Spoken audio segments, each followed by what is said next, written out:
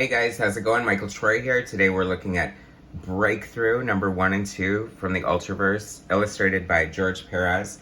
Super cool art, great art for George Pérez that is non-DC or Marvel. Can't wait to show it to you. So hit that subscribe button while I cue the intro, and also hit like. I forgot about that. You got to do that too. Very important. Anyway, cue the intro. I'll be right back. Fitz Troy TV. Comic book art critiques. Snarky, sarcastic ways. Representing geeky gaze. 80s comics rule the day. Hurry up and turn that page. Michael Fitz Troy. Alright guys, so I was super excited to find this. I love George Pérez. Anyone who watches my channel knows, like, I'm pretty much obsessed with John Byrne. My other obsession is George Pérez. Like, when I started drawing, I completely copied him. My brother's friend called me a George Pérez clone, and, like, it was the biggest compliment of my life. I couldn't believe it. Like, yay, I pulled it off. I mean, to have somebody say that without, like, initiating it, you know what I'm talking about. Anyway, so... you know, as disappointed as I was that George Pérez wasn't doing the Titans anymore, or Wonder Woman, or whatever for DC or Marvel. This is before the Avengers comeback, by the way. If you guys are familiar with the Ultraverse and Malibu comics, like, they had a lot of great books, a lot of great creative teams, great talent, and they went the wayside for reasons I don't know enough about or care to get into at this time, but definitely worth finding out. So maybe a future video. I don't know. Does anyone give a crap? We just want to look at this George Pérez art. So like I said, I was kind of, you know, very excited to find these books, come across them, because they were drawn by George Pérez. Super not excited to find out that who wrote them. The writer is super controversial, very problematic. Problematic as being nice, just like the lowest common denominator type of person. I'm not even going to mention their name because I don't want any association with that. I almost didn't do the damn video because of the writer, but I thought, why punish George Pérez, and why punish you, the viewer, from being able to see this gorgeous George Pérez art? And that's why I'm, like, sort of on the fence about cancel culture. It's like, so what, you know? I mean, we can't erase history entirely. We should learn from it and move on. So anyway, Google that butthole if you want to. If not, I'm just going to show you the art, and we're not going to talk too much about anything else. Alright, so... the Ultraverse was cool. It kind of came out of nowhere, like, but it was definitely like we can't believe it's not Marvel or DC. Like, they had all their, like, archetypes of other, I mean, clearly that's Iron Man. Oh my gosh, can we just drink in the detail of this gorgeous George Pérez cover? Just flexing like George Pérez does, you know, one team versus another. Famous for his team books. But I'm George Pérez, so it's not good enough to have like 50 characters facing off against each other. I'm going to draw a cityscape in the background, and then a bunch more characters in the background, and plus some black with stars space for you, just for good measure. So I love George Pérez's art. He's so amazing. He's one of those artists who really, like, came into his own and evolved and sort of had on-the-job training. I mean, he showed a lot of promise in the beginning. I feel like he was definitely more Kirby focused, but that was, you know, when he first started working at Marvel, I think it was 1973 or 2, and or early 70s, mid 70s, and they were definitely looking for a house style. They wanted artists to basically copy Jack Kirby to keep everything uniform, and of course you can only copy somebody so much. I mean, look at all the different great styles, you know, Gil Kane, John Buscema, I mean, just like so many artists, but I feel like George Pérez just, like, I don't know, you know, the monthly grind of drawing, you know, a comic book is definitely the fastest way to grow and improve as an artist. And, you know, Perez just always gave it 100,000,025%. You know, his editor would criticize his perspective, and then he would come back with a white tiger splash page with the logo entrenched in the perspective of the buildings with a big looming white tiger over it, and just killing it with his storytelling, and just amazing. And just, I don't know, nobody draws better superhero like detail than George Perez. Ghoul, I love that character. There were a lot of fun characters, and I think George Perez, this might be before Ultraverse, and I hope I come across this too, because he did draw a few issues of Ultraverse, which was basically like Malibu's Avengers, and that was a great book too. Prime, Mantra, you guys know. I mean, I vaguely, like, quasi knew that there was an Ultraverse cartoon, and I think it's all available on YouTube, and you guys should totally check that out because it looks really cool. You know, if you got nothing else better to do. Not now. You should definitely finish this video first before doing that. Okay. Look how cool Prime looks in this. I love Prime. He's basically like Superman, but kind of mixed with Captain Marvel, because I think his alter ego as a kid. And I just love, I mean, look at those. See, this is not to, I mean, I seldom miss the opportunity to slam Rob Liefeld, but if you're going to do crazy, like, over-the-top anatomy, this is how you do it, because it's, even though it's still, like, ridiculous and his legs look like, I don't know, a rhinoceros or something, it's still correct. Within the parameters. I mean, whatever. This is so amazing. Like, George Perez, I could cry. His art is so beautiful. And it's so sad that he had to retire. You know, I think, like, this year's Wonder Woman's 80th anniversary, and they have a bunch of stuff coming up, and I hope that he was able to work in at least a pinup or a cover or something, because with his failing eyesight, he's retired from professional comics, and it just breaks my heart, and especially the irony of, like, someone who's known for their crazy detail to, like, lose their eyesight. It's sort of, like, I don't know. Can't we get him some, like, bionic contact lenses or human stem cells or something like that? Is this an appearance from Rune? This is what I also love about George Perez, is that he draws everything. He's like, that's why I also, like, John Byrne and him are my two favorites, because it's always exciting to see them draw any character, especially if they've never drawn them before. I don't know why, it just is, like, such a thrill. Nightman, he was kind of a cool character too. Man, the Ultraverse was cool. Like, what the F? Like, why did they screw that up? I feel like, and I said I wasn't going to get into it, but here I go, that, Marvel kind of killed the Ultra Malibu comics. Like, they bought him and then killed him because they didn't want them to, like, clash or conflict with their characters. Big mistake, huge. There's money to be made here, Marvel and Disney, and I know you guys like money, clearly, so you should definitely reintroduce these characters.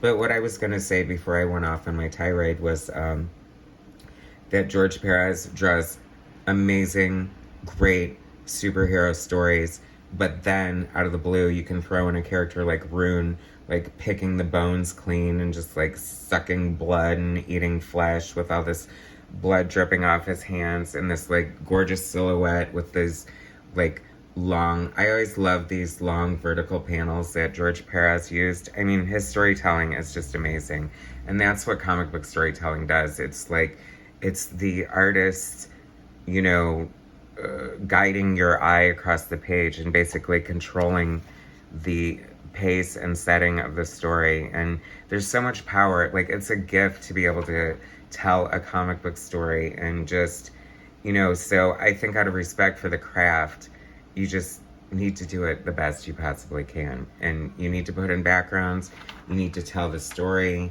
you need to do the work. It's funny because it is work, but obviously it's a labor of love. I mean, I feel like people like George Perez and John Byrne are the type to, you know, just love drawing everything, just like the backgrounds, the monitors, the whatever. Here comes Mantra. She is a cool character. I like her. I think she has a great design. And she has a secret. It's in her name. Mantra. Mantra. Do you want me to spoil it for you? I think her secret identity as a man. I don't really remember the story. I mean, with all the, gender issues being such a hot topic these days, I mean, she seems pretty prime for the picking. They, I should say, seem prime for the picking as far as telling a really cool story. I mean, that's why, it's like, that's why I disagree with all the sort of social justice warrior, like, we need to change everything. We need to make Iron Man a young black girl. We need to do this. We need to do that. No, you just kind of need to see what's already there and realize that comics have pretty much always been awesome and had, radical ideas. And I mean, you have all kinds of different, and what a great page that is. Sorry, I got so wrapped up. George Pérez made me love drawing buildings and cityscapes. Like, I could draw buildings like this forever. I just love it. I mean, this is really cool. I'm just loving this book so much. The art is beautiful. Like I said, if you pick it up, I'm sure you can find it cheap, like in a dollar bin or something. Maybe, I don't know. Maybe because it's George Pérez, it's worth more. I would hope. But, based on the writer. Don't read it. Just don't read it. Look at the art. Don't support the writer. What can I say? Sorry. So, I mean, this is, like, who wouldn't want to read this? Oh, my God. See, this just goes to show, like, and I feel like people think that superhero comics are kind of dead or uninteresting, and all the other comics are doing way better than superhero books. I mean, they are, like, way more interesting, but I think it's a symptom of the industry. It's like every time I read something about behind the scenes or whatever, it's like they have an editor and then they have like 5 assistant editors who, like don't know crap about comic books. And I mean, even back in, even like Marv Wolfman and Jim Shooter and John Byrne, all started working in comic books because they loved comic books. And it just really shows when you have like these interns or these stupid editors who don't know crap about comics, and and they're sitting around like, how do we make the headlines relevant in our stories? Like, tell a damn good story, for Christ's sakes. Sorry, it upsets me, as you can tell. I didn't mean, sorry I blew up. I got hot. I didn't mean to. So I guess we shouldn't look past the rest of the creative team. Pencils by George Pérez, inks by Alve. I like Alve's inks for George Pérez. He did some Titan stuff for Pérez. Not my favorite inker for Pérez. Pérez is a tough one when it comes to inkers. I always like Romeo Tanghall's inks on Titans, but it could have been a little tighter. George Pérez is obviously the best inker for himself, but there have been a few others who were pretty good. I enjoyed Bruce Patterson's inks on Wonder Woman for a spell. So, but actually this is looking pretty good. And interestingly, although I have to say, and I hate to say this, when George Pérez started like inking himself with micron pigment markers, and I think I want to say, Matt, if you're watching, my friend Matt told me that he started inking himself differently after Crisis on Infinite Earths because of the way Jerry Ordway inked him. And I think that was when he started adding a lot of that weird like shadow to the face. I don't know. You guys don't even know what I'm talking about, but I know because I'm such a freak when it comes to this stuff. But this is a cool character. I don't know her name. Oh, the Strangers. But they're fun. I always felt like she was kind of like a Storm character. There was a lot of archetypes and avatars. Is it the World Trade Center? I feel like I've seen it a few times in here. And, I don't know. It's funny, like when Spider-Man came out, but it was right after, like in 2002. So they, got rid of the promo posters that had the World Trade Center in it and stuff. And that sort of goes along with like erasing history. I mean, you can You can take the World Trade Center out of anything you want to, but it doesn't take away history or the fact that it happened or they were there. Rune, how cool is Rune?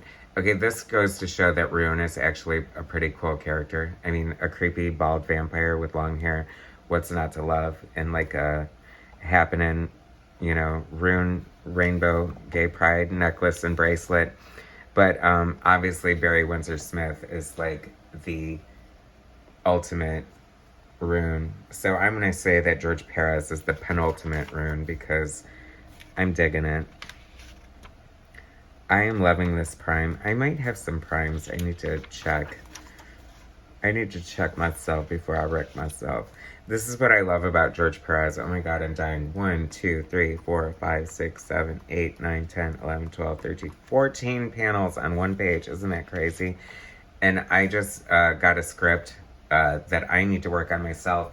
And I like total clenched butthole when I saw that the page had 9 panels on it. I was like, oh my God, I'm going to be drawing Watchmen. I wish, right? But I think, you know, it's funny because, like, you shouldn't let the comic book page intimidate you, no matter how many panels, because it's never going to get bigger or smaller, like your workspace. I mean, of course, you can always adjust that, but you know what I mean? It's like, this is your space to fill, so how you choose to fill it is, like, whatever will come out, I guess. I don't know. I'm just loving this art. It is so cool. And this is kind of like nonstop. So these characters would actually, like, I don't know, they need a cartoon. They need another cartoon or something. They're just fun. I know, you know, because they, like, in the way that, I don't know, like, you know, Image Comics obviously did the same thing in the 90s. They basically did, like, their versions of, you know, the X-Men and Wolverine and Iron Man and whatnot. But a lot of them fell flat for me. But these characters seem a little more, have a little more gravitas, like a little more staying power. Like, even if they are an archetype, I feel like they have enough of their own original flair and flavor in there. But we'll never know because they were killed and buried by Marvel Comics and they'll never be back. This is like quintessential. You know, we talk about like tropes in comics or anything, I guess, and things like this would definitely be a George Pérez trope here, like with the sort of effect of the faces. But every George Pérez trope is an amazing trope. I mean, it's so, like, how cool is that? It's amazing. I mean, this is, you know, just, this is what I also love about George Pérez. You know, it's like, this is the Ultraverse, it's Malibu. They probably paid him a lot of money to woo him and come over here. I mean, and he's still giving it 1,000%. And that's what I love about this type of comic book artist. You know, I love artists who love art and clearly love what they were doing, and it just shines through in everything they do. And this was such a cool book. I hope I have Ultra Force. Great double page spread. I mean, they look heroic, right? Although I do have to say I prefer Prime without the mask, just because he looks more heroic, and, you know, and his chest shows better in the other one. There's Mantra. It's like, Mantra. Wouldn't that be funny if they shaded like a penis there? Oh my God, that would be terrible. Anyway, so that, oh cool, speaking of Rune, oh my gosh, yes. Now, Prime was by Norm Brayfogle, and full disclosure here, at the time I was not a big fan of Norm Brayfogle, and I know a lot of people like him, and rest in peace, brother, because he has passed away. But he's one of those artists that I definitely have a new appreciation for. I mean, like, how freaking amazing and comic booky is this? I mean, that is like balls to the wall with the bulging muscles and the veins, right down to the sparkling glint on the tooth. I don't know about that, but... And then we have the master, Barry Windsor Smith. Amazing. Like, look how gorgeous that is. I just love Barry Windsor Smith's Rune. I mean, there's so many... He did a lot of great things outside of Weapon X and, you know, Life Death for Marvel. Probably lesser known or appreciated, but equally as cool and good. So if you guys come across these, George Perez, beautiful, amazing art, fun, great characters. Definitely love the Ultraverse and Malibu comics. I'm trying to think of that quote or cliche, like, gone before their time, or, you know, they didn't get their due. You know what I'm talking about. Anyway, guys, thanks so much for watching. Please subscribe to my channel. I super appreciate it. Hit like, share my content. I'll bring you some more soon. All right, thanks, guys.